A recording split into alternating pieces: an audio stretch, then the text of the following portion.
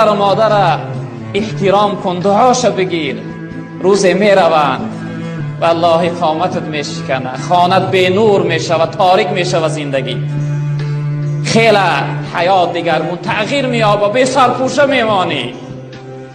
باورم نیست پدر رفتی و خاموش شدی، ترک ما کردی و با خاک هم آغوش شدی.